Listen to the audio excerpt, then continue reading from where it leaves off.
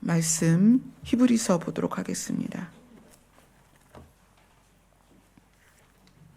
히브리서 2장 5절로 10절 말씀입니다.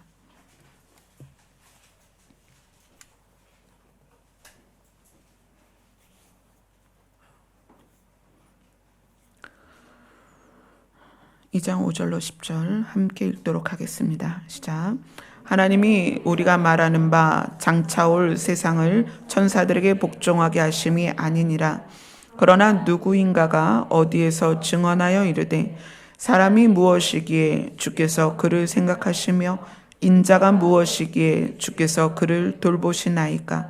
그를 잠시 동안 천사보다 못하게 하시며 영광과 존귀로 관을 씌우시며 만물을 그 발 아래 복종하게 하셨느니라 하였으니 만물로 그에게 복종하게 하셨은즉 복종하지 않은 것이 하나도 없어야 하겠으나 지금 우리가 만물이 아직 그에게 복종하고 있는 것을 보지 못하고 오직 우리가 천사들보다 잠시 동안 못하게 하심을 입은 자 곧 죽음의 고난 받으심으로 말미암아 영광과 존귀로 관을 씌우신 예수를 보니 이를 행하심은 하나님의 은혜로 말미암아 모든 사람을 위하여 죽음을 맛보려 하심이라. 그러므로 만물이 그를 위하고 또한 그로 말미암은 이가 많은 아들들을 이끌어 영광에 들어가게 하시는 일에 그들의 구원의 창시자를 고난을 통하여 온전하게 하심이 합당하도다. 아멘. 주일날 말씀을 나누면서 신이 개입되지 않은 공간이 어떠하다? 공허하고 혼돈하고 어둠이 깊음 가운데 그러한 상태다. 신이 개입하지 않으면 사람의 마음도 그렇습니다. 신이 개입하지 않으면 우리의 삶이 그렇습니다. 공허하고 어찌할 바를 모르고 어떻게 살아가야 할지 모릅니다. 그래서 사람들은 어떻게 되냐면 중독이 돼요. 자기를 어디에 집중해야 될지 모르기 때문에 자기가 신에 개입되지 않은 상황에서는 불안정하기 때문에 그 불안정함을 해소하기 위해서 많은 곳에 집중하죠. 그게 중독이 되는 거예요.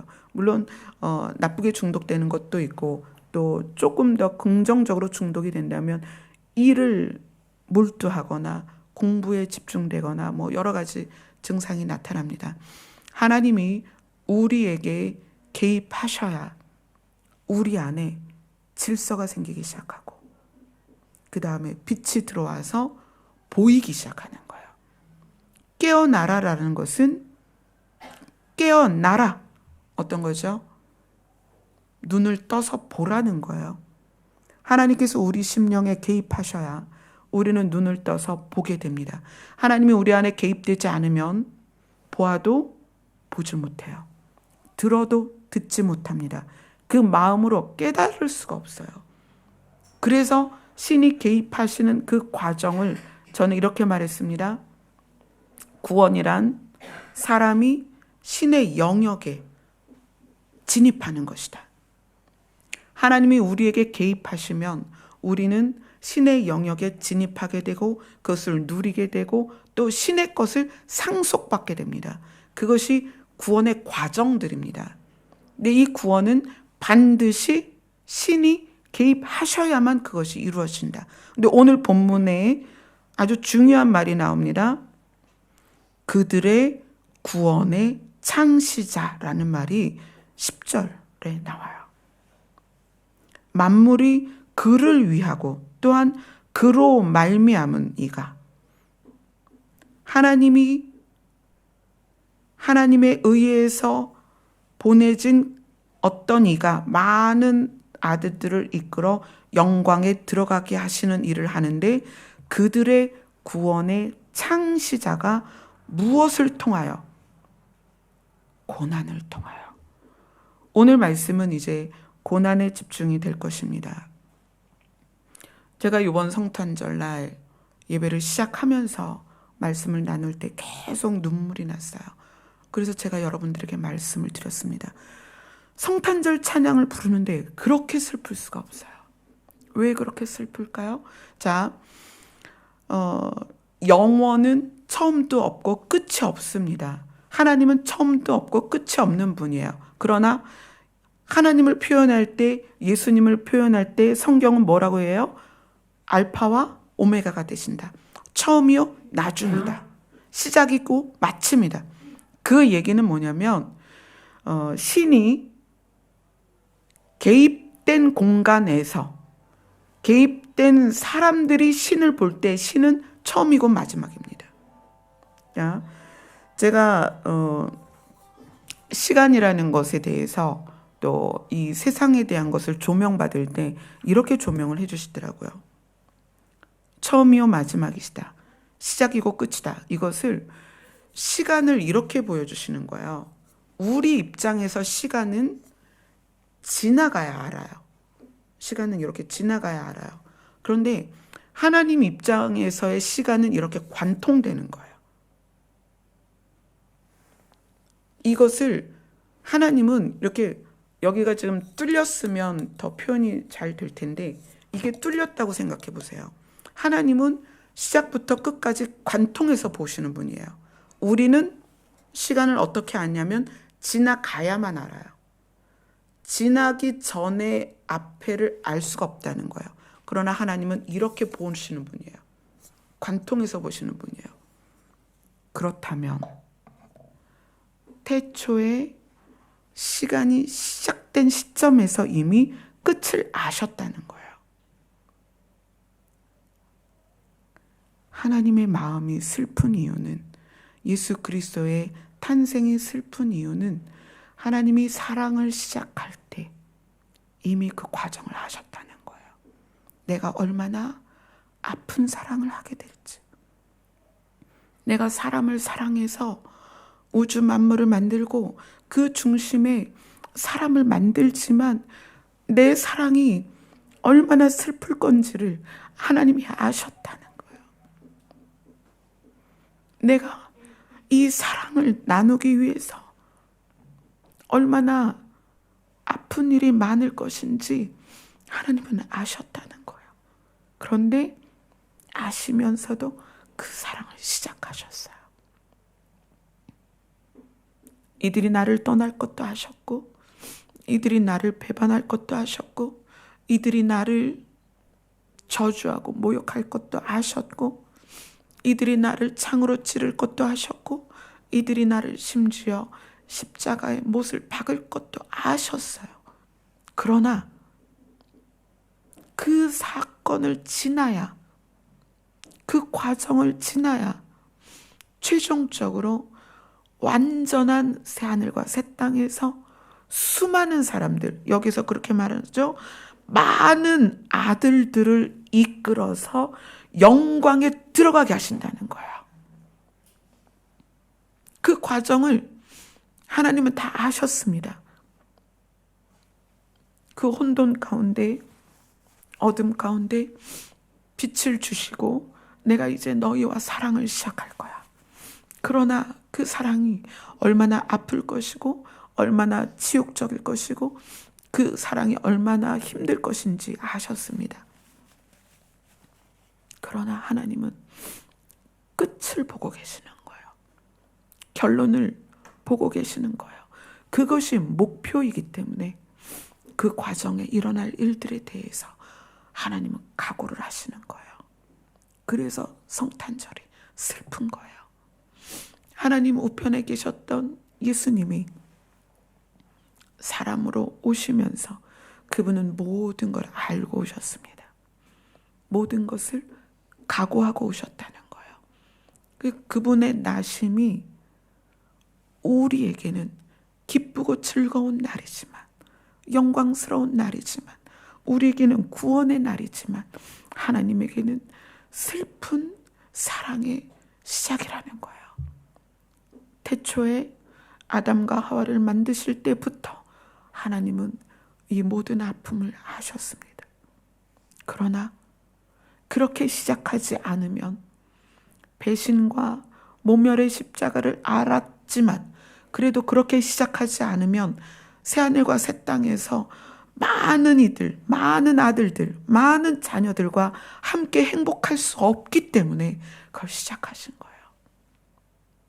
그런데 놀라운 것은 그 새하늘과 새 땅을 누릴 이 많은 아들들을 이끌어 영광에 들어가게 하시는 그 일에 우리가 포함되어 있다는 거예요. 그게 감사인 거예요. 여기 앉아 계신 가장 어린 정원이로부터 우리 김경빈 권사님에게 이르기까지 우리 모두가 영광에 들어갈 자들에게 속해 있다는 거예요.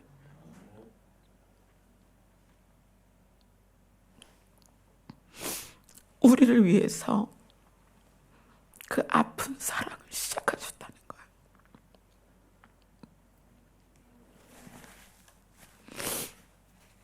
너희들이 얼마나 나를 아프게 할지 알지만 내가 너희를 사랑하기 때문에 이 사랑을 시작한다. 그래서 오늘 성경을 보면 뭐라고 말씀하시냐면 9절에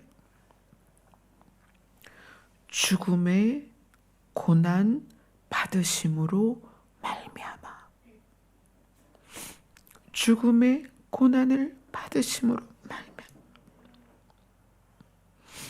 영광과 존귀로 관을 예수님이 쓰셨습니다. 이것을 행하시는 이유가 뭐냐면 모든 사람을 위하여 죽음을 맛보셨다는 거예요. 오늘 9절에 하나님의 은혜로 말미암아 모든 사람을 위하여 죽음을 맛보려 하십니다. 결국은 우리가 겪어낼 죽음을 예수님께서 대신 감당하시고 우리를 살리셨다는 거예요.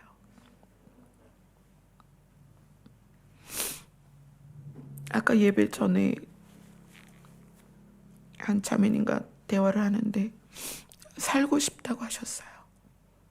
가족도 살리고 싶다고 하셨어요. 그런데 그 소원을 예수님이 그걸 이루기 위해서 오셨다는 거예요.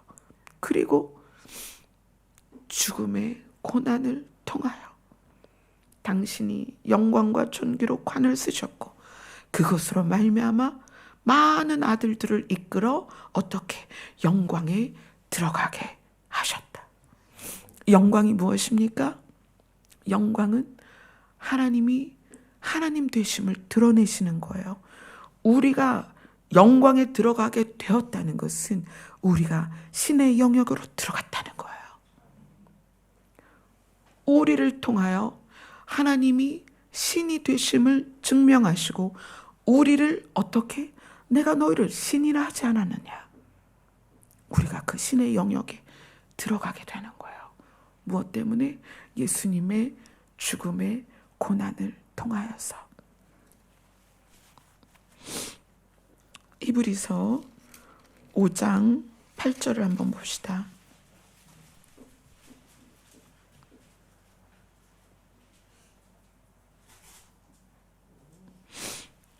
5장 8절 9절 같이 읽겠습니다. 시작.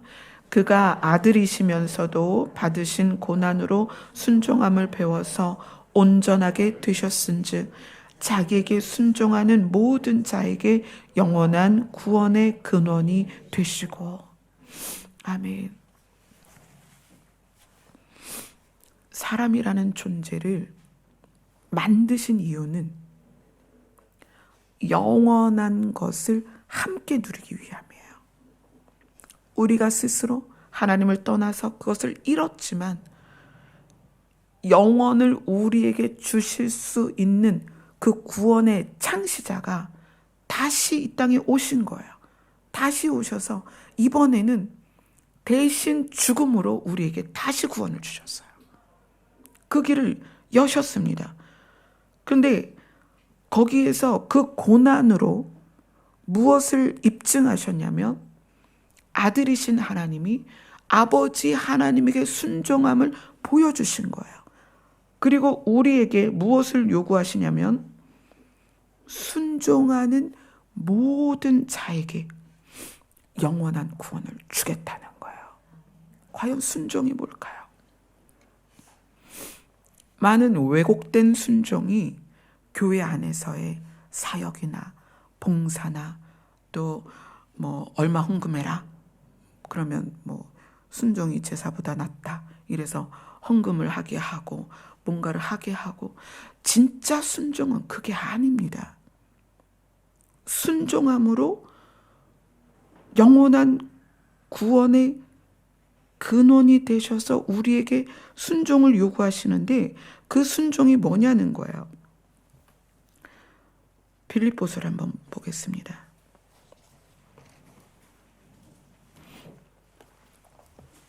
빌립보서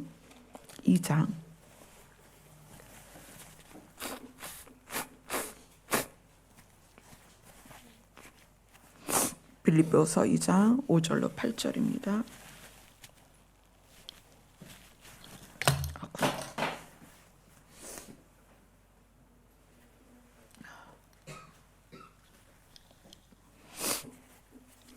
같이 읽겠습니다. 시작. 너희 안에 이 마음을 품으라. 곧 그리스도 예수의 마음이니 그는 근본 하나님의 본체시나 하나님과 동등됨을 취할 것으로 여기지 아니하시고 오히려 자기를 비워 종의 형체를 가지사 사람들과 같이 되셨고 사람의 모양으로 나타나사 자기를 낮추시고 죽기까지 복종하셨으니 곧 십자가에 죽으심이라. 아멘.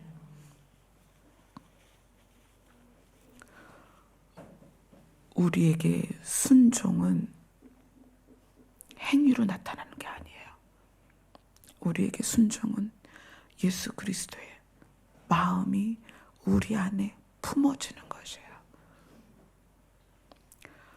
훈련되어지고 교육되어지고 그래서 습관처럼 나오는 행동이 아니라 예수 그리스도의 마음이 우리 안에 품어져서 그것에 의하여 행동이 나오는 거예요. 그게 순종입니다.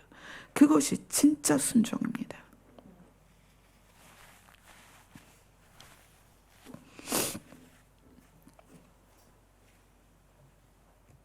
저도 그래서 그것을 배워가는 거예요. 여러분들과 똑같이. 때에 따라서는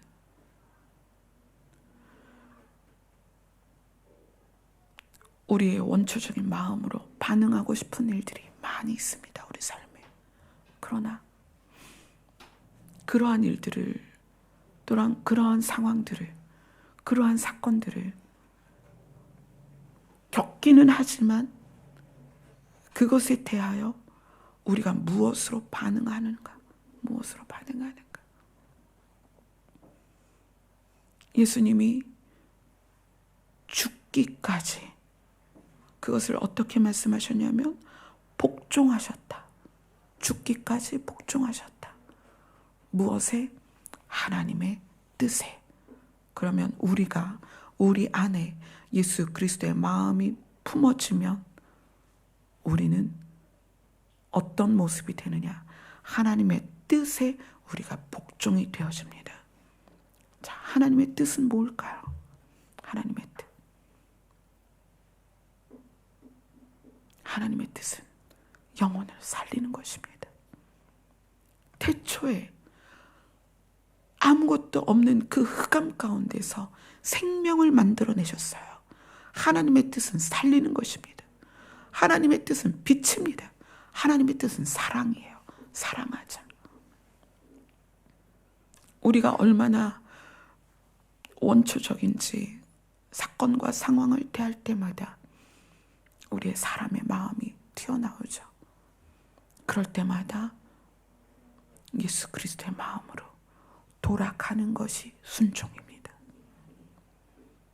내가 너희들을 만들 때 우리의 형상대로 만들었다. 우리의 모양으로 만들었다.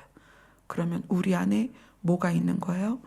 예수 그리스도의 형상이 들어있습니다. 예수 그리스도의 마음이 들어있어요. 예수 그리스도의 성품이 들어있습니다. 그렇다면 우리에게 익숙해 있는 감각, 우리에게 익숙해 있는 감정, 우리에게 익숙해 있는 어떤 태도가 아니라 우리가 일상에서 모든 상황을 만날 때 우리의 마음이 예수 그리스도의 마음으로 가는 거예요. 그게 순종입니다. 아멘. 나로 반응하는 것이 아니라 예수 그리스도의 마음으로 반응하는 거예요. 그런데 제가 배워가는 것은 예수 그리스도의 마음으로 반응하면 슬퍼요. 마음이 아프고 슬퍼요. 그래서 그 슬픔 가운데 어떻게 하게 되냐면 하나님 앞에 울게 되는 거예요. 슬픈 마음을 가지고 하나님 앞에 울게 되고 긍휼을 구하게 되고 하나님의 위로를 구하게 되고, 그래서 그 어떤 상황이나 어떤 사건에 대하여 결국은 영혼을 살리는 것으로 가게 된다는 거예요. 우리의 마음이 그렇게 되면 우리의 행동도 결국 그렇게 가게 돼요. 저도 매일 한 걸음 한 걸음 그걸 배워가는 거예요. 제 힘으로 그렇게 살 수 없기 때문에 하나님께서 하나님의 형상으로 우리를 그렇게 만드신 거예요. 그렇다면 우리 안에는 두 마음이 싸웁니다. 내가 가지고 있는 경험과 지식과 습관과 굳어진 마음과 태도들이, 또 내 안에 있는 예수 그리스도의 형상이, 이 두 마음이 싸우는 거예요. 그럴 때 무엇이 순종이냐면 그리스도의 마음으로 가는 거예요. 그것이 죽기까지 복종하는 거예요. 오늘 예수님께서 자기 자신이 죽기까지 순종함으로 무엇을 이루셨냐면 많은 아들들이 영광으로 들어가게 하셨다는 거예요.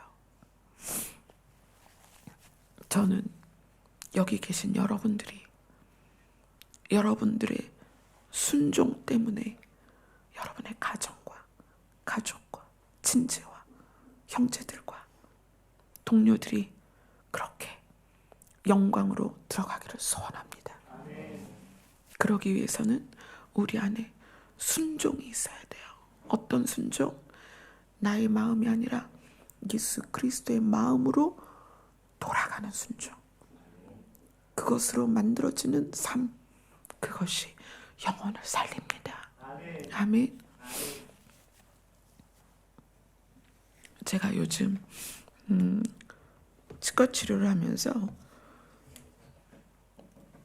제가 겁이 되게 많아요. 겁이 되게 많은데 수술 받을 때는 전신마취 하니까 모르잖아요. 근데 치과도 전신마취 하면 좋겠어요.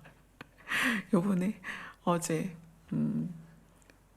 잇몸 절개를 하고 이제 임플란트를 심는데 한쪽에는 뼈가 없어서 인공뼈를 넣고 임플란트 2개를 심었어요.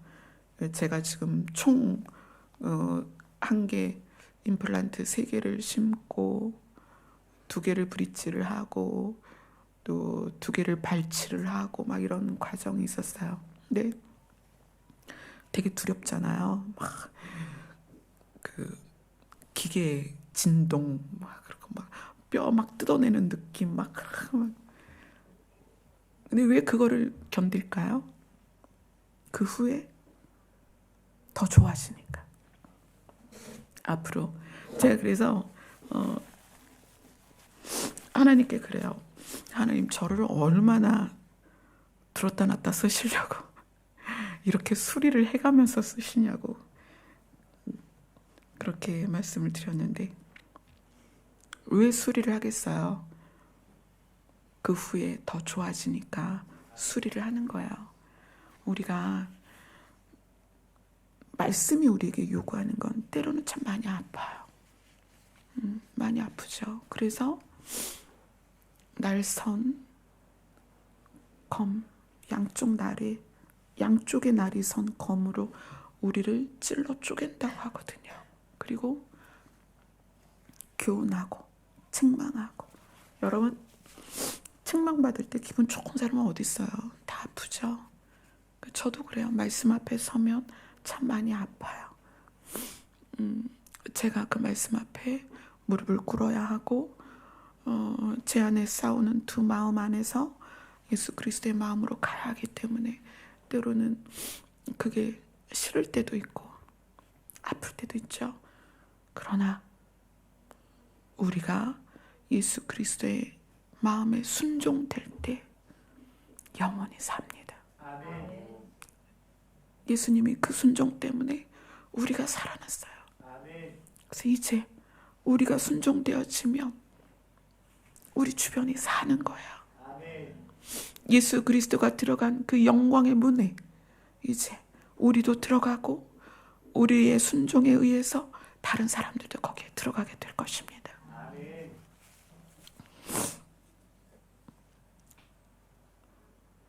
우리가 잠시 이 땅을 사는 동안에 많이 아플수록 여러분이 그래서 많이 슬퍼서 많이 울수록 여러분은 더 부드러운 마음으로 주님께 순종되어질 것입니다. 그러면 그걸 통해서 또 주님은 많은 영혼을 살리실 것입니다. 아멘. 아멘. 여러분, 교회 오셔서 많이 우세요.